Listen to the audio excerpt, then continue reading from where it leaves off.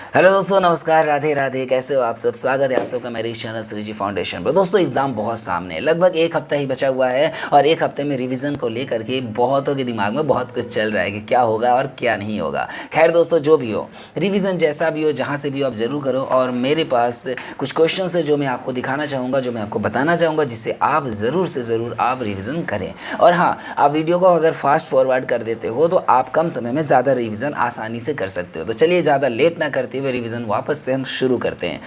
Next हमारा आज का जो क्वेश्चन है वो है question number 361 number. What is pedagogy? Pedagogy किसे कहते हैं दोस्तों? यानी शिक्षण शास्त्र क्या होता है? The science and art of teaching children, यानी कि बच्चों को पढ़ाने का विज्ञान और कला, ये शिक्षण शास्त्र यानी पेडागोगी कहलाता है। नेक्स्ट चलते अगले क्वेश्चन पर।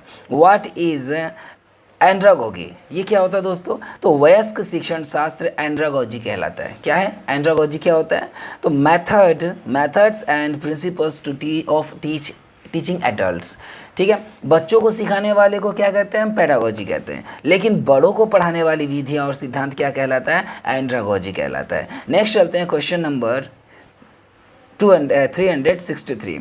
What is heutagogy? क्या होता है? होटागोजी क्या होता है दोस्तों? तो self determined learning where learners take full control, यानी कि आत्मनिर्धारित अधिगम जिसमें विद्यार्थी पूरा नियंत्रण रखते हैं। आत्मनिर्धारित, खुद से निर्धारित करने वाली शिक्षा जिसमें नियंत्रण किसके हाथ में होता है? विद्यार्थियों के हाथों में होता है। उसको क्या कहते हैं हम लोग? होटागोजी कहते हैं। नेक्स्ट चलते हैं अगले नंबर क्वेश्चन पर। Question number 364। What is Bloom's taxonomy? Bloom का वर्गीकरण पद्धति क्या है? ब्लूम के बारे में आपने पढ़ा होगा, है ना, जब भी आपने टीचिंग मेथड पढ़ा होगा तो ब्लूम का टैक्सोनॉमी क्या है? A framework dividing learning into cognitive, affective and psychomotor domains, यानी क्या है? एक तरीके का अधिगम को संज्ञानात्मक, भावात्मक और मनोचालित क्षेत्रों में बांटने वाला ढांचा, ये था हमारा ब्लूम्स टैक्सोनॉमी। किस में बांटता है? संज्ञानात्मक में, भावात्मक में और मनोचालित क्षेत्रों में बांटने वाला जो ढांचा है वो क्या कहलाता है? ब्लूम्स टैक्सोनॉमी कहलाता है। नेक्स्ट चलते हैं अगले क्वेश्चन पर। What is the highest level in Bloom's revised taxonomy?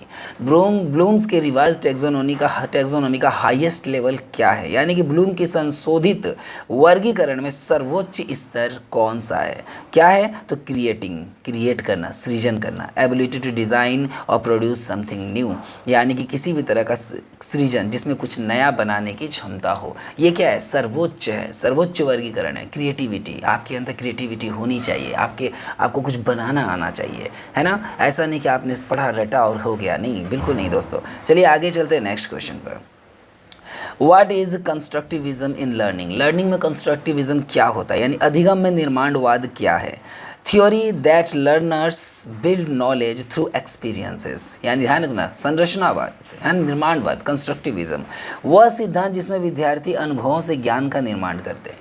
अनुभवों से ज्ञान का निर्माण, जब आपको अनुभव होता है तो ज्ञान अपने आप होगा। तो ऐसी चीज़ों को हम इस अधिगम को हम क्या कहते हैं? कंस्ट्रक्टिविज्म कहते हैं। चलते हैं नेक्स्ट क्वेश्चन पर। Who proposed discovery learning theory? Discovery learning theory किसने खोजा? तो खोज आधारित अधिगम सिद्धांत किसने प्रस्तुत किया? खोज आधारित, खोजो और सीखो, है ना। तो इसका आंसर है आपका जेरोम ब्रूनर। क्या नाम है? जेरोम ब्रूमर ने क्या किया था? खोज आधारित अधिगम, डिस्कवरी लर्निंग मेथड। कुछ चीज़ों को ढूंढ करके सीख रहे हो, ठीक है। ये किसने किया? इसको प्रस्तुत किसने किया? तो जेरोम ब्रूनर ने किया। जेरोम ब्रूमर ने डिस्कवरी लर्निंग थ्योरी दिया था। चलते हैं अगले क्वेश्चन पर। Who gave the theory of multiple intelligences? यानी कि बहुबुद्धि का सिद्धांत, बहुबुद्धियों का सिद्धांत किसने दिया? हार्वर्ड गार्डनर ने दिया। बहुबुद्धि, multiple intelligence, Howard Gardner. Multiple intelligence का सिद्धांत किसने दिया दोस्तों? हार्वर्ड गार्डनर ने दिया। नेक्स्ट चलते हैं अगले क्वेश्चन पर। What is emotional intelligence? यानी कि भावनात्मक बुद्धि क्या होता है? तो ability to recognise and manage one's own and others emotions, यानी कि खुद की, मतलब अपनी और दूसरों की भावनाओं को पहचानने और संभालने की क्षमता को क्या कहते हैं? इमोशनल इंटेलिजेंस कहते हैं। दूसरों खुद को भी संभाल सके, मुश्किल बोलते हैं ना, मुश्किल वक्त में खुद को भी संभालो और दूसरों को भी संभालो, वो इंटेलिजेंस कहलाता है। कौन सा? इमोशनल इंटेलिजेंस इसको कहते हैं। चलिए नेक्स्ट क्वेश्चन पर चलते हैं, अगले क्वेश्चन पर। और अगला क्वेश्चन है, who introduced emotional intelligence concept? Emotional intelligence concept को किसने इंट्रोड्यूस किया, यानी कि भावनात्मक बुद्धि की अवधारणा किसने दी? तो डेनियल गोलमैन ने दिया था। डेनियल गोलमैन ने दिया इमोशनल इंटेलिजेंस कॉन्सेप्ट। किसने? Daniel Goleman. याद रहेगा, डेनियल गोलमैन ने इंटेलिजेंस इमोशनल इंटेलिजेंस का कॉन्सेप्ट दिया था। नेक्स्ट चलते हैं आगे, अगले क्वेश्चन पर। व्हाट इज सोशल कंस्ट्रक्टिविज्म, यानी सामाजिक निर्माणवाद क्या है? तो learning theory stressing social interactions and collaborations, मतलब अधिगम का सिद्धांत जो सामाजिक सहभागिता और सहयोग पर जोर देता है। ऐसा सिद्धांत जो सहभागिता और सहयोग पर जोर देता है उसको सामाजिक निर्माणवाद कहते हैं। देखो, जहाँ सामाजिक वर्ड आता है ना, वहाँ पर सहयोग और किसी भी तरह का कोऑपरेशन का वर्ड आ ही जाता है। सहभागिता, सहयोग, ये सब आ जाता है, क्योंकि किससे संबंधित है? समाज से संबंधित है। नेक्स्ट क्वेश्चन पर चलते हैं। ज़्यादा समय नहीं लूँगा मैं चाहूँगा कि कम से कम समय में आपका ज़्यादा से ज़्यादा रिविज़न हो। दोस्तों, अगर आप इस चैनल पर नए हो तो चैनल को सब्सक्राइब ज़रूर करना, क्योंकि बहुत जल्द अभी जस्ट क्योंकि अनाउंसमेंट हो गया है बीपीएससी TRE 4, तो TRE 4 से रिलेटेड मैं बहुत ही अच्छे तरीके से वीडियोस लेकर आऊँगा रिवीजन टाइप में, क्योंकि बहुत समय से बच्चे तैयारी कर रहे हैं और इस वक्त रिवीजन होना बहुत ज़्यादा ज़रूरी है। Who is associated with social constructivism, सामाजिक निर्माणवाद से कौन जुड़ा हुआ है? कौन जुड़ा हुआ है दोस्तों? तो सामाजिक निर्माण लेव वाइगोस्की है। दोस्तों, आपको याद होगा लेव वाइगोस्की जो है वो रूस के हैं, और तो और ये सामाजिक और सांस्कृतिक सिद्धांत से संबंधित है। नेक्स्ट चलते हैं आगे अगले क्वेश्चन पर। What is zone of proximal development, यानी ZPD, ये क्या होता है? समीपी विकास क्षेत्र क्या है दोस्तों? तो gap between what A learner can do alone and with help, यानी वह अंतर जिसमें विद्यार्थी अकेले और सहायता से कर सकता है, अकेले और सहायता से कर सकता है, वो अंतर होना चाहिए। जैसे एक विद्यार्थी है वो अकेले किसी काम को कर रहा है और एक कुछ सहायता से कर रहा है, तो उनके बीच के जो अंतर होते हैं ना, उसको कहते हैं। चलिए नेक्स्ट चलते हैं अगले क्वेश्चन पर। अगला क्वेश्चन बता रहा है कि what is scaffolding in teaching, यानी शिक्षण में स्कैफोल्डिंग क्या है? तो temporary support bye teacher until learners becomes independent, यानी शिक्षक द्वारा दी गई अस्थायी सहायता जब तक कि विद्यार्थी स्वतंत्र ना हो जाए। सपोज मान लीजिए कि एक तरीके से पेरेंट्स का जैसे हमारा सपोर्ट मिलता है ना, जब तक हम खुद के पैरों पे खड़े नहीं हो जाते तो पेरेंट का सपोर्ट होता है ना, उसी तरीके से विद्यार्थी जब तक चीज़ों को खुद से ना जान ले, खुद से ना समझ ले, खुद को अपने आप में स्टैंड ना कर ले, तब तक टीचर का जो अस्थायी सपोर्ट होता है उसको हम लोग क्या कहते हैं? शिक्षण में स्कैफोल्डिंग कहते हैं। नेक्स्ट चलते हैं अगले क्वेश्चन पर। What is experiential learning cycle of Kolb, ठीक है? कोलब का अनुभवात्मक अधिगम चक्र क्या है? कोलब का अनुभवात्मक अधिगम चक्र क्या है? तो cycle of concrete experience, reflection, abstract thinking and active testing, यानी कि ठोस अनुभव, चिंतन, अमूर्त विचार और सक्रिय परीक्षण का चक्र, ये कोलब का अनुभवात्मक अधिगम है। एक बार फिर से मैं आपको बता दूं, ठोस अनुभव यानी अनुभव मजबूत होनी चाहिए, चिंतन भी होनी चाहिए, अमूर्त विचार और सक्रिय परीक्षण का चक्र जो है वो कोलब का अनुभवात्मक अधिगम चक्र है। नेक्स्ट चलते हैं आगे, question number 376। What is self directed learning, यानी स्वनिर्देशित अधिगम क्या है? स्वनिर्देशित मतलब खुद को निर्देशित किया जा रहा है ना। तो learning where learners plan, manage and evaluate their own study, वैसा अधिगम जिसमें विद्यार्थी अपनी पढ़ाई की योजना, प्रबंधन और मूल्यांकन स्वयं करते हैं। जैसे जैसे हम बड़े होने लगते हैं, जैसे भी आप कर रहे हो ना, जैसे आप अपनी परीक्षा की तैयारी खुद करते हो, खुद मूल्यांकन करते हो, यार ऐसा नहीं होगा, ऐसा होना चाहिए, ऐसा करना चाहिए, काफ़ी हद तक आप अपना मूल्यांकन खुद ही करते हो। तो जब वही लर्निंग है, सेल्फ, स्वनिर्देशित, हम खुद ही अपने आप को गाइड करते हैं कि यार ऐसा नहीं, ऐसे पढ़ो तब होगा, है ना, उसको स्वनिर्देशित कहते हैं। नेक्स्ट चलते हैं question number 377। What is competency based education, यानी दक्षता आधारित शिक्षा क्या होता है दोस्तों? यानी education focused on mastery of specific skills और कॉम्पिटेंसीज, है ना, ऐसी शिक्षा जो विशिष्ट कौशलों या दक्षताओं के अधिग्रहण पर केंद्रित हो। याद रहे, दक्षता आधारित मतलब किसी भी तरह की दक्षता पर आधारित, है ना। ऐसी शिक्षा जो दक्षता मतलब क्या है, एक तरह का कौशल, एक तरह का गुण, एक तरह का कोई काम जो आपको आता है उस पर आधारित कोई अगर शिक्षा हो, है ना, ऐसी शिक्षा जो विशिष्ट कौशल या दक्षताओं के अधिग्रहण पर केंद्रित हो, उसको हम लोग दक्षता आधारित शिक्षा कहते हैं, यानी कि आपके अंदर कोई स्पेसिफिक कौशल होनी चाहिए। अगला क्वेश्चन है, what is outcome based education. Outcome based education क्या क्या होता है दोस्तों, यानी परिणाम आधारित शिक्षा क्या है। तो education where learning outcomes are clearly defined and measured. ऐसी शिक्षा जिसमें अधिगम परिणाम स्पष्ट रूप से तय और मापे जाते हैं, यानी जो परिमाण आया हुआ है अधिगम का, जो शिक्षा का, उसको स्पष्ट रूप से नापे जाते हैं। आउटकम बेस्ड एजुकेशन, आउटकम मतलब रिजल्ट, ध्यान है, आउटकम मतलब क्या हो गया, रिजल्ट बेस्ड, यानी कि कैसा परिणाम हुआ उसमें उसको बहुत अच्छे से मापा जाता है, उसको हम लोग क्या कहते हैं, आउटकम बेस्ड एजुकेशन कहते हैं।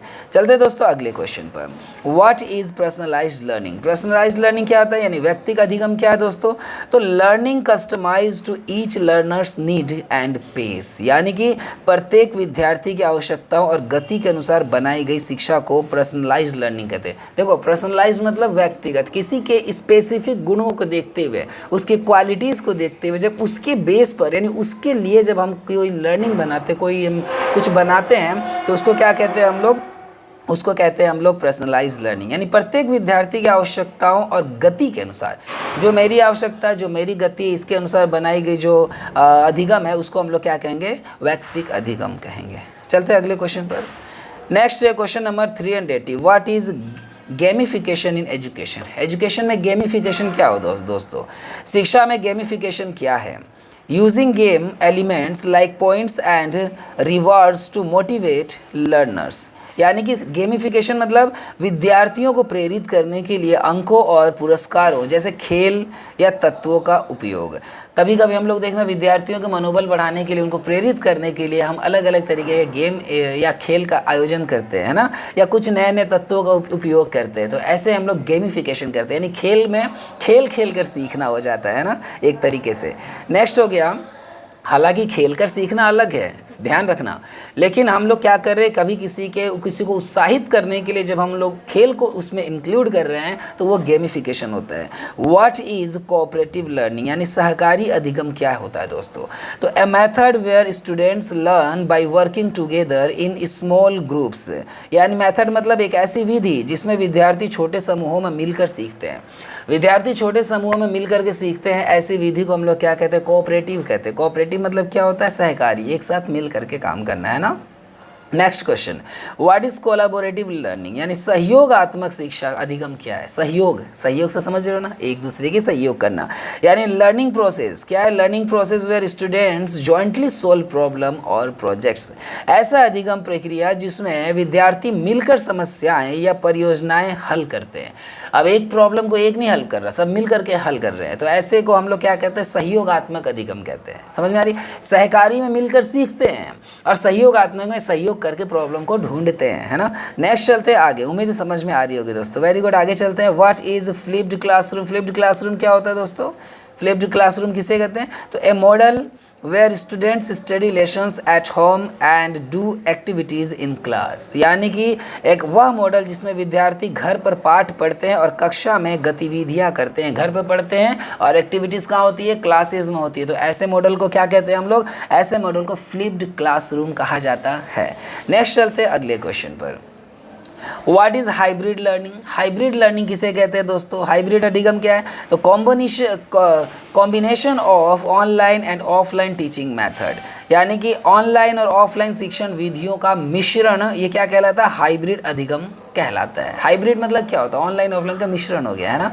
नेक्स्ट चलते हैं अगले क्वेश्चन पर, व्हाट इज पीर ट्यूटरिंग, क्या कहते हैं, सहपाठी। पीर मतलब क्या होते हैं, दोस्त होते हैं ना, एक साथ पढ़ने वाले, है ना। सहपाठी शिक्षण क्या होता है दोस्तों, when one student helps another student to learn, जब एक विद्यार्थी दूसरे विद्यार्थी को पढ़ने में मदद करता है तो उसको सहपाठी शिक्षण यानी पीर ट्यूटरिंग कहते हैं। नेक्स्ट चलते हैं question number 386, what is Pir assessment, यानी सहपाठी मूल्यांकन क्या हो गया, यानी students accessing each others work और परफॉर्मेंस। विद्यार्थी एक दूसरे के कार्य या प्रदर्शन का जब मूल्यांकन करते हैं, एक विद्यार्थी दूसरे का कार्य का प्रदर्शन या मूल्यांकन करता है तो उसको हम लोग क्या कहते हैं, सहपाठी मूल्यांकन। जैसे मैं अपने दोस्त का जो पढ़ाई वगैरह से रिलेटेड चीज़ों का अगर मैं इवेल्युएशन कर दूँ तो उस क्या हो जाएगा, ये एक तरीके के मेरे माध्यम से उसका मूल्यांकन हो गया ना, तो इसको सहपाठी मूल्यांकन कहते हैं। चलते हैं अगले क्वेश्चन पर।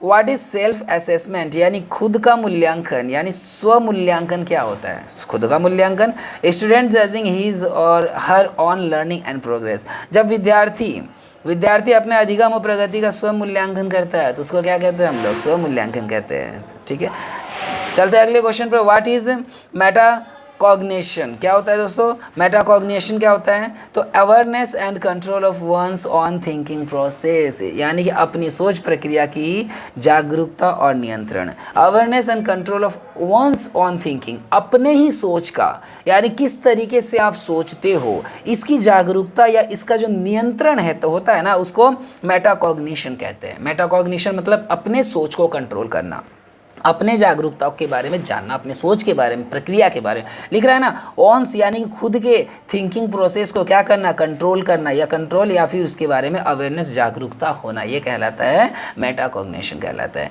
चलते हैं अगले क्वेश्चन पर, question number 389। What is differentiated instruction? Differentiated instruction किसे कहते हैं दोस्तों? यानी भेदकारी शिक्षण क्या होता है? Teaching method that adapts to different learning needs of students, यानी ऐसी शिक्षण पद्धति है ना, ऐसी शिक्षण विधि जो विद्यार्थियों की अलग अलग अधिगम और आवश्यकताओं के अनुसार ढलती है। ऐसी शिक्षण विधि, अच्छा विद्यार्थियों की अलग अलग आवश्यकताएं होती है ना, अब हर विद्यार्थी का एक ही तो आवश्यकता नहीं होता दोस्तों, तो जब विद्यार्थियों की अलग अलग आवश्यकताएं होती है तो कुछ ऐसे शिक्षण विधियां भी होनी चाहिए जो विद्यार्थियों के आवश्यकताओं के अनुसार क्या हो? ढले। तो डिफरेंशिएटेड इंस्ट्रक्शन, भेदकारी, जैसा विद्यार्थी वैसा इंस्ट्रक्शन, यानी कि ऐसी शिक्षण विधि हो गई जो विद्यार्थियों की अलग अलग अधिगम आवश्यकता के अनुसार क्या होती है? ढल जाती है। इसमें फ़ायदा या नुकसान है, कमेंट करके बताना आप। नेक्स्ट क्वेश्चन है अपना 390। What is universal design for learning, यानी UDL, universal design for learning, ये क्या है?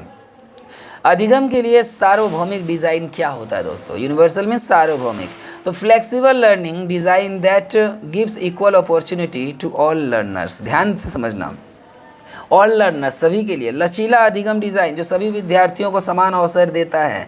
याद रहे जो यूनिवर्सल बता रहा है ना, यूनिवर्सल डिज़ाइन फॉर लर्निंग्स, यानी कि अधिगम के लिए सार्वभौमिक, यानी कि ये सभी स्टूडेंट्स के लिए है। और लचीला, लचीला के मतलब इसे कहीं कहीं पर आसानी से ज़रूरत के अनुसार चेंजेस किए जा सकते हैं, इसमें मॉडिफिकेशन किया जा सकता है, इसीलिए इसको क्या कह रहे हैं हम लोग? लचीला अधिगम डिज़ाइन कहते हैं। और इसी अधिगम को विद्यार्थियों को समान अवसर देने के लिए बनाया गया है, जिसको हम लोग यूनिवर्सल डिज़ाइन फॉर लर्निंग कहते हैं, सार्वभौमिक डिज़ाइन कहा जाता है।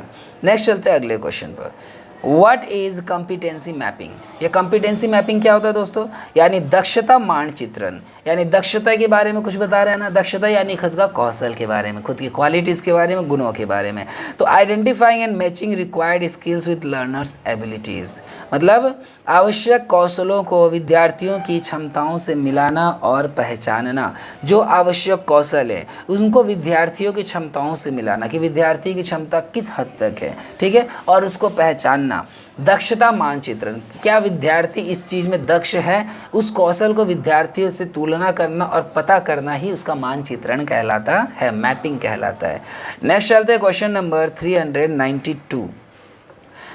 What is action research in education? शिक्षा में क्रियात्मक शोध क्या होता है? शिक्षा में क्रियात्मक शोध क्या होता है? Small scale research by teachers to solve classroom problems. याद रखना, क्रियात्मक शोध है, रिसर्च है, ठीक है। शिक्षकों द्वारा कक्षा की समस्याओं को हल करने हेतु किया गया लघु शोध। शिक्षकों ने क्या किया, कक्षा में यानी क्लास में जो प्रॉब्लम्स है उसको सोल्व करने के लिए एक छोटा सा रिसर्च किया कि आखिर क्लास में क्या प्रॉब्लम है, उसको कैसे सोल्व किया जाए। तो इस छोटे से रिसर्च को ही हम क्या कहेंगे? एक्शन रिसर्च इन एजुकेशन कहेंगे। चलिए अगले क्वेश्चन पर चलते हैं। नेक्स्ट क्वेश्चन हमारा 393। व्हाट इज एजुकेशनल साइकोलॉजी, यानी शैक्षिक मनोविज्ञान क्या होता है? दोस्तों, study to how study of how people learn and behave in educational settings. इसका मतलब लोग शैक्षिक वातावरण में कैसे सीखते हैं और व्यवहार करते हैं, इसका अध्ययन एजुकेशनल साइकोलॉजी कहलाता है, शिक्षा मनोविज्ञान कहलाता है। नेक्स्ट चलते हैं अगले क्वेश्चन पर। What is growth in psychology. Psychology यानी मनोविज्ञान में वृद्धि क्या होता है? तो physical changes in body size, height and weight. ध्यान रखना, शरीर के आकार, ऊंचाई और वजन में होने वाले शारीरिक परिवर्तन को वृद्धि कहा जाता है। शरीर का आकार, शरीर की ऊंचाई, शरीर का वजन, ये जो परिवर्तन होते हैं ना, इसको साइकोलॉजी में क्या कहते हैं? वृद्धि कहते हैं, ग्रोथ कहते हैं। नेक्स्ट चलते हैं 395 number. What is development in psychology, यानी मनोविज्ञान में विकास क्या है? मनोविज्ञान में विकास क्या है? यानी overall changes in personality, thinking, emotions and behaviour, यानी व्यक्तित्व, सोच, भावनाओं और व्यवहार में होने वाले समग्र परिवर्तन को क्या कहते हैं? विकास कहते हैं। ध्यान रखना, ग्रोथ एंड डेवलपमेंट दो चीज़ें भी हमने पढ़ा। साइकोलॉजी में ग्रोथ किसको कहते हैं? साइकोलॉजी में ग्रोथ उसे कहते हैं, ग्रोथ मतलब वृद्धि, जहाँ शरीर का हाइट, शरीर में परिवर्तन हो रहा, आंतरिक चीज़ों को नहीं, ग्रोथ में बाहरी चीज़ों को बताया है। लेकिन जब वही साइकोलॉजी में डेवलपमेंट की बात हो रही है तो इसमें देखो, इसमें बाहरी चीज़ों की नहीं, आंतरिक चीज़ों को बताया है। यानी व्यक्तित्व, व्यक्तित्व आपका अंदर की चीज़ है, सोच अंदर की है, भावनाएं अंदर की है, व्यवहार में होने वाले जो परिवर्तन है वो अंदर की है। डेवलपमेंट तब होता है जब आप अंदर से विकसित हो रहे हो, और ग्रोथ तब हो रहा है जब आपका बॉडी में विकास हो रहा है। ये साइकोलॉजी का मानना है। चलिए नेक्स्ट चलते हैं 396 number question. What is maturation. ठीक है, परिपक्वता, बोलते हैं ना मैच्योर बन जाओ थोड़ा सा, तो परिपक्व बन जाओ, यानी कि आपको आपके अंदर सही गलत की पहचान आने लगती है परिपक्वता में। तो natural unfolding of physical and mental abilities with age. परिपक्वता किसे कहते हैं? तो उम्र के साथ शारीरिक और मानसिक क्षमताओं का स्वाभाविक विकास। समय के साथ साथ आपकी मानसिक क्षमता और शारीरिक क्षमता का जो स्वाभाविक विकास होता है उसको क्या कहते हैं? मैच्योरेशन यानी परिपक्वता कहते हैं। जैसे अभी आप खुद ही देख लो, खुद को इमेजिन करो कि जब आप छोटे थे तो आपकी हरकतें कैसी थी, और जब आप बड़े हो गए हो तब आपका व्यवहार और हरकतें कैसी है। क्या आपका समय के साथ साथ, एज के साथ साथ मैच्योरिटी नहीं आया है ना? इसी को कहते हैं मैच्योरेशन। नेक्स्ट चलते हैं 397 number question. What is learning in philosophy. Philosophy में अधिगम क्या है? शिक्षा क्या है? मनोविज्ञान में अधिगम क्या है? तो permanent change in behaviour due to experience and practice. अधिगम मनोविज्ञान में, यानी कि मनोविज्ञान में आप सीख रहे हो ना, तो अनुभव और अभ्यास के कारण व्यवहार में स्थायी परिवर्तन ही क्या है? शिक्षा है। साइकोलॉजी में लर्निंग किसको कहते हैं? अनुभव हुआ और अनुभव के साथ साथ अभ्यास भी हुआ, अभ्यास और अनुभव के कारण जो आपके व्यवहार में परिवर्तन आया वो क्या कहलाता है? वो शिक्षा कहलाता है। मनोविज्ञान में अनुभव, ये अधिगम कहलाता है। चलते हैं अगले क्वेश्चन पर। What is transfer of learning. Transfer of learning यानी अधिगम का अंतरण क्या होता है? ट्रांसफर क्या होता है? ट्रांसफर ऑफ लर्निंग, अधिगम का अंतरण क्या होता है दोस्तों? तो effect of one learning experience on another. बोलते हैं ना, एक तरह का क्या हो रहा है? ट्रांसफर हो रहा है। जब लर्निंग का ट्रांसफर हो रहा है तो इसमें एक नहीं दो लोग इन्वॉल्व है। समझ में आ रही है ना? तो वही बता रहा है क्या, एक अधिगम अनुभव का दूसरे पर प्रभाव, एक अधिगम के अनुभव का दूसरे पर प्रभाव क्या है? ट्रांसफर ऑफ लर्निंग होता है। नेक्स्ट चलते हैं question number 399। What is positive transfer of learning, यानी कि सकारात्मक लर्निंग क्या होता है? अधिगम का सकारात्मक अंतरण क्या है? When past learning help in new learning, यानी जब पूर्व अधिगम नई सीखने में मदद करता है तो उसको क्या कहते हैं? पॉजिटिव लर्निंग कहते हैं। तो नेगेटिव क्या करते होगा? नेगेटिव बाधा पहुंचाता होगा, है ना? क्वेश्चन नंबर चलते 400 में। What is negative transfer of learning, यानी कि अधिगम का नकारात्मक अंतरण क्या है? तो when past learning interfere with new learning, यानी जब पूर्व अधिगम नई सीखने में बाधा डालता है उसको क्या कहते हैं? Transfer of, negative transfer of learning कहते हैं। तो एक होता है, इसके साथ मैं आपको और बता दूं कि नेगेटिव पॉजिटिव के साथ एक जीरो ट्रांसफर ऑफ लर्निंग भी होता है, जो मैंने आपको पिछले वीडियोस में कवर किए हैं। दोस्तों यहाँ पर 400 क्वेश्चन हमारे कंप्लीट होते हैं, 20 क्वेश्चन और बाकी है। लेकिन इससे पहले मैं आपसे कहना चाहूँगा कि लगातार क्वेश्चन आएंगे। मेरा चैनल नया है, मैं अभी बता रहा हूँ, चैनल मेरा नया है, जिसके वजह से मुझे आप लोगों की सपोर्ट की भी ज़रूरत है। और अभी मेरे चैनल पे ज़्यादा वीडियोस नहीं है, लेकिन जैसे जैसे आपका सपोर्ट, आपका प्यार, आपका आपकी सहानुभूति मुझे मिलती रहेगी, मैं और भी बहुत अच्छे अच्छे वीडियोस लाता रहूँगा और बहुत ही अच्छे कंटेंट में लाऊंगा, पूरे की पूरे ऑथेंटिकेशन के साथ लेकर के आया करूँगा। और स्पेसिफिक बीपीएससी यानी Bihar public service commission TRE4 जो टीचर रिक्रूटमेंट एग्ज़ाम है, चौथा एग्ज़ाम है, उसको मैं कवर करने वाला हूँ। उसके जीके वाले सारे सिलेबस को, political science specially PGT level का मैं कवर करूँगा। तो अगर आप भी जीके जीएस से संबंधित क्वेश्चंस करना चाहते हो तो आप इस चैनल को सब्सक्राइब ज़रूर कर लेना दोस्तों। बहुत इंपॉर्टेंट होगा हमारा रिवीजन बैच इस क्लास का इस चैनल पर, तो जरूर से जरूर सब्सक्राइब करना। चलिए चलते हैं अगले क्वेश्चन पर। Question number 401, what is reinforcement in learning. Reinforcement in learning यानी अधिगम में पुनर्बलन क्या होता है। अधिगम में पुनर्बलन क्या होता है, रेनफोर्समेंट इन लर्निंग क्या है दोस्तों। तो क्वेश्चन है stimulus that increases the chance of A behaviour repeating, यानी ऐसा उद्दीपन जो किसी व्यवहार के दोहराव का संभावना जो है बढ़ाता है। ऐसा उद्दीपन जो किसी व्यवहार के दोहराव का मतलब कुछ ऐसा हुआ है कि आपका जो व्यवहार है वो आप दोबारा दोहरा सकते हो, ऐसी संभावना बढ़ जाती है, उसको क्या कहते हैं, रेनफोर्समेंट ऑफ लर्निंग कहते हैं। सपोज मान लो कि आपके साथ कुछ ऐसा इंसिडेंट हुआ जिससे आपको हो सकता है बहुत अच्छा लगा हो, और उसके अच्छे लगने की वजह से आप उसी बिहेवियर को दोबारा दोहराना चाहते हो, तो उसको हम लोग क्या कहते हैं, रेनफोर्समेंट ऑफ इन लर्निंग कहते हैं। नेक्स्ट चलते हैं question number 402, what is positive reinforcement, यानी सकारात्मक पुनर्बलन क्या होता है। Giving a reward to strengthen behaviour, व्यवहार को मजबूत करने के लिए पुरस्कार देना। सपोज मान लो कि किसी ने आपके साथ बहुत अच्छा बिहेव किया और आपने उसको पुरस्कृत कर दिया, यानी कि वो सोचेगा क्या कि इस व्यवहार को दोबारा किसी न किसी के साथ और दोहराया जाए, तो ऐसे में व्यवहार को दोहराना क्या होता है, रेनफोर्समेंट ऑफ लर्निंग होता है। लेकिन जब आप रिवार्ड दे देते हो उस चीज़ के लिए तो वो पॉजिटिव हो जाता है, लेकिन अगर मान लो डांट देते हो किसी चीज़ के लिए तो नेगेटिव हो जाता है। तो अगला क्वेश्चन है व्हाट इज नेगेटिव रेनफोर्समेंट, नकारात्मक पुनर्बलन क्या होता है। तो removing something unpleasant to strengthen behaviour, यानी व्यवहार को मजबूत करने के लिए अप्रिय चीज़ हटाना। अप्रिय चीज़ को हटाना, आपने क्या किया, उस व्यवहार वैसी व्यवहार दोबारा ना हो, उस चीज़ के लिए क्या किया आपने, बोला ना रिमूविंग समथिंग अनप्लीजेंट, यानी ऐसी चीज़ जो आपको अप्रिय नहीं है, मतलब अप्रिय है, आपको अच्छा नहीं लगा, उस चीज़ को रिमूव करने के लिए, उस व्यवहार को रिमूव करने के लिए जो कोशिश होती है उसको नकारात्मक पुनर्बलन यानी नेगेटिव रेनफोर्समेंट कहते हैं। नेक्स्ट चलते हैं अगले क्वेश्चन पर, what is punishment in psychology, यानी मनोविज्ञान में दंड क्या है। तो applying an unpleasant stimulus to reduce behaviour, दंड मतलब किसी व्यवहार को हटाने के लिए अप्रिय उद्दीपन देना। अब उस व्यवहार को हटाने के लिए, उस व्यवहार को हटाने के लिए आपने उसको दंड दिया है। अब दंड के रूप में कुछ भी हो जाए, अप्रिय मतलब ऐसा काम किया आपने जो उसको पसंद नहीं है, हो सकता है आपने डांटा हो, बेइज्जती की हो, तो ये सारी चीज़ों को लेकर के क्या होता है, उसको मनोविज्ञान में दंड कहते हैं। जब कोई व्यवहार आपको पसंद ना आए और आप उस चीज़ को वापस से ना चाहो तो ऐसे में दंड का सपोर्ट लेते हैं। तो पनिशमेंट इन साइकोलॉजी और नेगेटिव रेनफोर्समेंट में आप अंतर समझो एक बार। यहाँ बोल रहा है क्या, रिमूविंग समथिंग अनप्लीजेंट, यानी किसी चीज़ को, व्यवहार को मजबूत करने के लिए अप्रिय चीज़ को हटा देना। जैसे मान लो व्यवहार तो हुआ लेकिन उस चीज़ में कुछ ऐसी कमियां थी जो आपको अच्छी नहीं लगी, उस चीज़ को हटा देना क्या होता है, नेगेटिव रेनफोर्समेंट होता है। लेकिन अब आपने क्या किया, अप्रिय व्यवहार के लिए दंड का सपोर्ट ले लिया, पनिशमेंट का ले लिया, तब हम उसको क्या कहते हैं, उसको हम लोग कहते हैं पनिशमेंट इन साइकोलॉजी कहा जाता है। चलिए दोस्तों नेक्स्ट क्वेश्चन पर चलते हैं। Question number 405, what is extension in behaviourism, यानी व्यवहारवाद में लोप यानी कि किसी चीज़ का हटना, वो क्या कहलाता है, क्या है ये। तो gradual weakening of A learned response, यानी कि सीखी हुई प्रतिक्रिया का धीरे धीरे कम होना, ये क्या होता है, एक्सटेंशन इन बिहेवियरलिज्म, व्यवहार में किसी चीज़ का हटना होता है, यानी सीखी हुई चीज़ों का एक तरीके से क्या है, सीखी हुई प्रतिक्रिया का धीरे धीरे कम होना क्या होता है, एक्सटेंशन इन बिहेवियरलिज्म कहलाता है। चलिए नेक्स्ट चलते हैं अगले क्वेश्चन पर, व्हाट इज क्लासिकल कंडीशनिंग, यानी शास्त्रीय अनुबंध क्या है।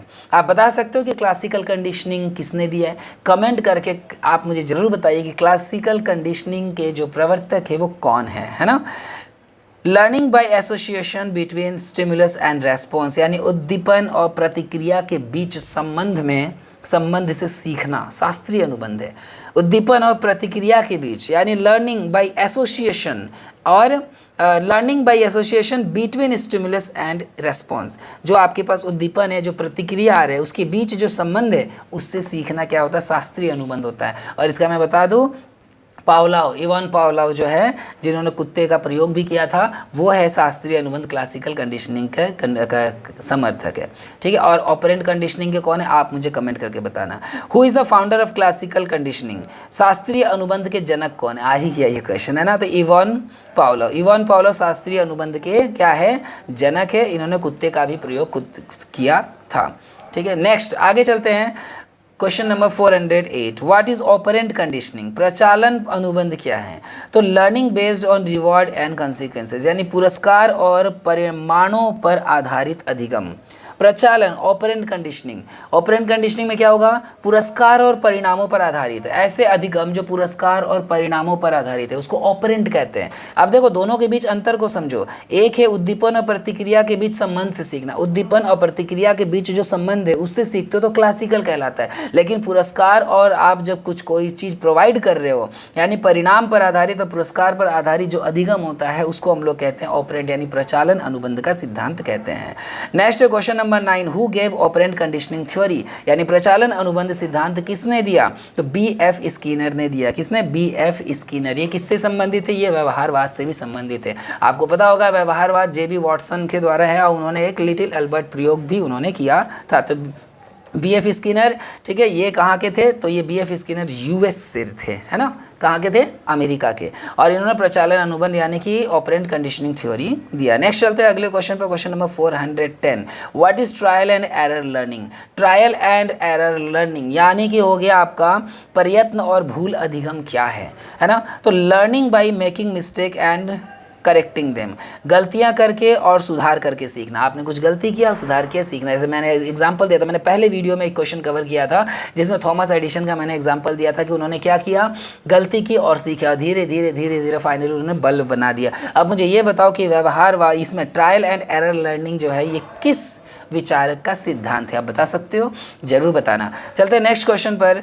अच्छा, अगला क्वेश्चन है, who gave trial and error theory, किसने दिया, तो प्रयत्न और भूल सिद्धांत किसने दिया दोस्तों, एडवर्ड थॉर्नडाइक ने दिया। एडवर्ड थॉर्नडाइक, ठीक है, इन्होंने प्रयत्न और भूल का सिद्धांत दिया। चलते हैं नेक्स्ट क्वेश्चन पर। What is law of effect, law of effect मतलब प्रभाव का नियम क्या है। ध्यान रखना दोस्तों, जो थॉर्नडाइक जो आपने पढ़ा है उन्होंने ही लॉ ऑफ इफेक्ट का प्रभाव दिया था, हमें बताया था। तो behaviours followed by stratification are repeated, those with discomfort are not, यानी सुखद परिणाम वाले व्यवहार दोहराए जाते हैं और दुखद परिणाम वाले नहीं, इसको लॉ ऑफ इफेक्ट कहते हैं। लॉ ऑफ इफेक्ट मतलब प्रभाव का नियम, जैसा प्रभाव होगा वैसी चीज़ें होंगी। अगर आपके साथ कुछ अच्छा होता है तो आप अगर किसी को रिवॉर्ड देते हो या कोई आपको उसके लिए रिवॉर्ड देता है तो आप दोबारा अच्छा करने की कोशिश करते हो, यानी प्रभाव का नियम है। लेकिन अगर आपके साथ बुरा होता है और आपको दंड मिल जाता है तो आप उस चीज़ को दोबारा करने की कोशिश करने से पहले बहुत बार सोचोगे। ये होता है प्रभाव का नियम, यानी बच्चों पर माता पिता का जो प्रभाव होता है ना वो बहुत ज़्यादा काम करता है ना। नेक्स्ट चलते हैं अगले नंबर क्वेश्चन पर। What is law of readiness, क्या है रेडीनेस, क्या है, तत्परता का नियम क्या होता है दोस्तों। लॉ ऑफ रेडीनेस क्या है, तो learning is effective when learner is mentally prepared, यानी कि जब विद्यार्थी मानसिक रूप से तैयार हो तो अधिगम प्रभावी होता है। रेडीनेस, रेडीनेस मतलब तैयार हो, आप रेडी हो, यस आई एम रेडी, सीखने के लिए तैयार हो, बिल्कुल तैयार हो, यानी फोकस बन गया। यानी कि जब मैं तैयार हूँ तब हमारा जो फोकस होता है और सीखने की जो स्पीड होती है वो बढ़ जाती है। इसी को कहते हैं कि जब विद्यार्थी मानसिक रूप से तैयार हो तो अधिगम क्या होता है, प्रभावी होता है। नेक्स्ट चलते हैं अगले क्वेश्चन पर दोस्तों। What is law of exercise, यानी अभ्यास का नियम क्या है। अभ्यास का नियम, तो repetition strengthens learning, lack of use weakens it, यानी दोहराव से अधिगम मजबूत होता है और प्रयोग ना करने से कमज़ोर होता है। मैं बार बार यही चीज़ आपको समझा रहा हूँ। इसको क्या कहते हैं, लॉ ऑफ एक्सरसाइज कहते हैं दोस्तों। लॉ ऑफ एक्सरसाइज में है, अगर आप रिवीजन करते हो तो आपकी शिक्षा, आपका याद करने वाली चीज़ें मजबूत होती है, लेकिन अगर आपने रिवीजन नहीं किया तो ये कमज़ोर हो जाएगा। इसीलिए मैं कहता हूँ कि आप मेरे चैनल को सब्सक्राइब करो। रिवीजन करने के लिए सबसे बेस्ट चैनल जो है अपनी चैनल है। फास्ट रिवीजन चलेंगे विदाउट किसी भी ऑप्शन के, सीधे हम लोग क्वेश्चन और आंसर करेंगे। तो सब्सक्राइब ज़रूर करो दोस्तों और बेल आइकन पर ज़रूर क्लिक कर देना। चलते हैं नेक्स्ट अगले क्वेश्चन पर। अगला क्वेश्चन है what is insight learning. Insight learning यानी अंतर्दृष्टि अधिगम क्या है। आप मुझे कमेंट करके बताना कि इनसाइट लर्निंग का सिद्धांत किसने दिया था, ठीक है। Sudden understanding of solution to a problem, यानी किसी समस्या का समाधान अचानक समझ में आ जाना। कुछ ऐसे समस्या जो समझ में नहीं आ रहा यार इसका सॉल्यूशन होगा कैसे, लेकिन अचानक उसकी समस्या का समाधान हमें पता चल जाता है। तो समस्या का समाधान अचानक समझ में आना क्या कहलाता है, इनसाइट लर्निंग कहते हैं। आप मुझे कमेंट करके जरूर बताना कि इनसाइट लर्निंग का सिद्धांत किसने दिया था। नेक्स्ट चलते हैं, who is known for inside learning theory, यानी अंतर्दृष्टि अधिगम सिद्धांत किससे जुड़ा हुआ, आ ही गया ना, फिर भी आप कमेंट कर देना। यह है वोल्फगैंग कोहलर ने दिया था सिद्धांत किसका, इनसाइट लर्निंग का। और मैं आपको बता दूं चिंपैंजी का प्रयोग भी इन्होंने ही किया था, है ना। चिंपैंजी का प्रयोग अगर आए ना किससे संबंधित है तो कोहलर से संबंधित है। और कमेंट करके बताना कुत्ते का प्रयोग किससे संबंधित है, ये आप कमेंट करके बताना, मैंने वीडियो में बताया है। नेक्स्ट चलते हैं question number 417, what is observational learning. Observational learning किसे कहते हैं, यानी प्रेक्षणीय अधिगम क्या है। तो learning by watching and limiting others, यानी दूसरों को देखकर और उनकी नकल करके सीखना ऑब्जर्वेशनल लर्निंग है। किसी को ऑब्जर्व करना और सीखना, जैसे बच्चा हमें देख कर बोलता है ना, बच्चा हमें देख करके चलना सीखता है ना, उसी तरीके से ऑब्जर्व करके नकल करके सीखना क्या होता है, ऑब्जर्वेशनल लर्निंग कहलाता है। नेक्स्ट चलते हैं दोस्तों अगले क्वेश्चन पर, question number 418, who gave observational learning theory. Observational learning theory किसने दिया था, प्रश्नीय अधिगम सिद्धांत किसने दिया, अल्बर्ट बंडूरा। किसने दिया दोस्तों, अल्बर्ट बंडूरा। यानी ऑब्जर्वेशनल लर्निंग थ्योरी किसने दिया, अल्बर्ट बंडूरा ने दिया। याद रहेगा, बंडूरा ने क्या किया, कहा, उन्होंने कहा कि आप किसी चीज़ को नकल करके या देख करके सीख रहे हो तो उसको क्या कर रहे हो, आप ऑब्जर्व कर रहे हो। तो ये थ्योरी किसने दिया, अल्बर्ट बंडूरा ने दिया। नेक्स्ट चलते हैं question number 419, what is modelling in psychology, यानी मनोविज्ञान में मॉडलिंग क्या होता है। तो demonstrating behaviour so that other can imitate it, व्यवहार प्रदर्शित करना ताकि अन्य लोग उसकी नकल कर सके। मनोविज्ञान में मॉडलिंग मतलब क्या होता है, किसी चीज़ का मॉडलिंग तैयार करना, ये मॉडलिंग करना, यानी इस तरीके से व्यवहार प्रदर्शित करना जिससे कि सामने वाला उससे देख करके सीख सके, है ना। व्यवहार प्रदर्शित करना ताकि अन्य लोग उसकी नकल कर सके। नकल करोगे तो क्या होगा, नकल करोगे तो आप ऑब्जर्व करोगे तो सीखोगे। तो ऑब्जर्व करके सीखना, ऑब्जर्वेशनल जो लर्निंग है, इसका मेन सिद्धांत किसने दिया था, बंडूरा ने दिया था। अभी हमने पढ़ा ना कि who gave observational learning theory, then answer is Bandura. चलते हैं लास्ट क्वेश्चन, और आज का ये अंतिम प्रश्न है हमारा। क्वेश्चन है 420 number, what is social learning theory, यानी कि सामाजिक अधिगम सिद्धांत क्या है। Theory that people learn through observation, imitation and reinforcement. सामाजिक अधिगम, है ना। तो यह सिद्धांत कि लोग प्रक्षण, अनुकरण और पुनर्बलन से सीखते हैं। यह सिद्धांत सामाजिक अधिगम में लोग किससे सीखते हैं, ऑब्जर्वेशन से सीखते हैं, है ना, इमिटेशन से सीखते हैं, रेनफोर्समेंट यानी पुनर्बलन से सीखते हैं ना किसी चीज़ को। तो आप समझने की कोशिश करना दोस्तों, सामाजिक अधिगम है तो समाज से रिलेटेड जो भी प्रतिक्रियाएं होती है, जो भी एक्टिविटीज़ होती है, उनसे लोग सीखते हैं। दोस्तों आज का हमारा 420 क्वेश्चन कंप्लीट हो गया। अब जो इसके बाद के जो क्वेश्चन आएंगे लगभग 100 क्वेश्चन आएंगे, ठीक है। यानी कि हर एक वीडियो में 100 क्वेश्चन का रिविजन करेंगे और कोशिश करेंगे कि 1 घंटे के अंदर 100 क्वेश्चन हम जल्दी से रिवाइज कर ले। तो अगर आप इस चैनल पर नए हो तो सबसे पहले तो वीडियो को लाइक कर दीजिए और चैनल को सब्सक्राइब करके बेल आइकन पर क्लिक कर दीजिए। और अपने जो भी दोस्त जो इन चीज़ों से रिलेटेड है, जो इस सब्जेक्ट से संबंधित है, उनको ये वीडियो जरूर शेयर कीजिएगा। दोस्तों श्रीजी फाउंडेशन पर आने वाले समय में, यानी कि जैसे रेलवे का एग्जाम खत्म होगा, BPSC TRE 4 के बहुत सारे अच्छे वीडियोज़ और रिविजन बैच लेकर के आऊँगा। तो अगर आपने अभी तक चैनल को सब्सक्राइब नहीं किया है तो सब्सक्राइब ज़रूर कर लीजिएगा। तो मिलते हैं दोस्तों श्रीजी फाउंडेशन के इस चैनल पर कुछ नए वीडियोज़ के साथ। तब तक के लिए राधे राधे, जय श्री राम।